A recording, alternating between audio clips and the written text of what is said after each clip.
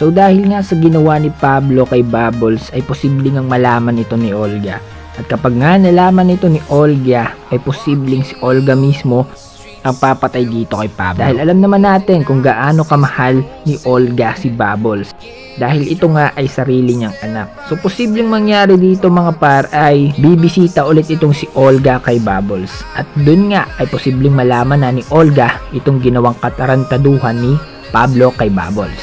And kapag nalaman ito ni Olga, syempre kilala natin si Olga sa karakter ng Batang Quiapo as Atuso.